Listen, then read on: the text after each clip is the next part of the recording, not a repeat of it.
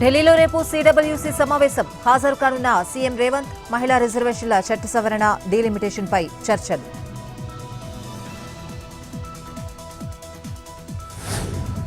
పుదుచ్చేరిలో record స్థాయిలో polling 89.83% నమోదైనట్లు EC వెల్లడి.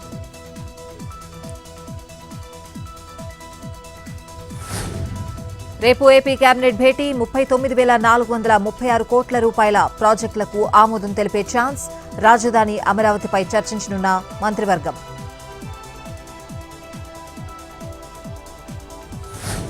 అమరావతి జోలికొస్తే ఊరుకునేది లేదు. వైసీపీ అధినేత జగన్పై సీఎం చంద్రబాబు ఫైర్. 1000 మంది సైకోలు వచ్చిన అమరావతి ఆగదన్న సీఎం.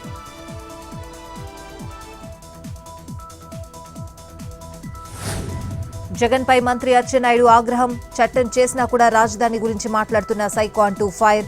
నీకు బలమున్నప్పుడు 3 రాజధానుల చట్టం ఎందుకు చేయలేదని ప్రశ్న.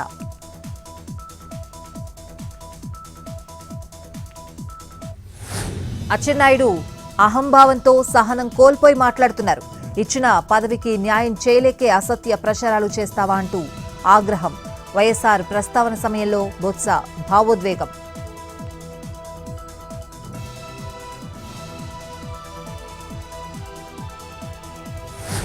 వనపర్తి జిల్లాలో రైతుల దీక్ష విరమణ. చీర్కపల్లి రిజర్వాయర్కు వ్యతిరేకంగా నిరసన. దీక్ష విరమింపజేసిన హరీష్ రావు. రేవంత్ సర్కార్పై విమర్శలు.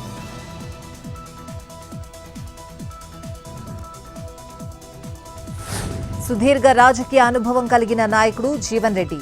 పరిపాలనా వైఫల్యాలను కప్పిపుచ్చుకోవడానికి రేవంత్ ప్రభుత్వం ప్రయత్నిస్తోందని విమర్శలు.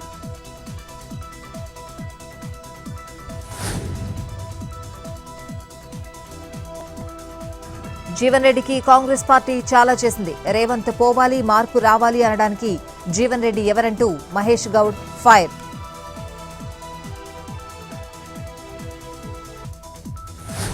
వరంగల్ జిల్లా రాయపర్తి మండలంలో విషాదం.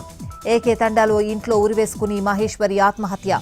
ప్రేమ పేరుతో యువకుడు వేధింపులు తాళలేక సూసైడ్ చేసుకున్నట్లు బంధువుల ఆరోపణలు. వర్ధనపేట మార్చురి వద్ద మృతురాలి బంధువుల ఆందోళన.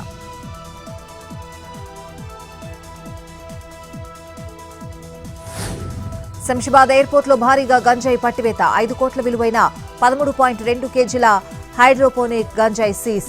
బ్యాంకాక్ నుంచి వచ్చిన 2 ప్రయాణికుల నుంచి సరుకు స్వాధీనం.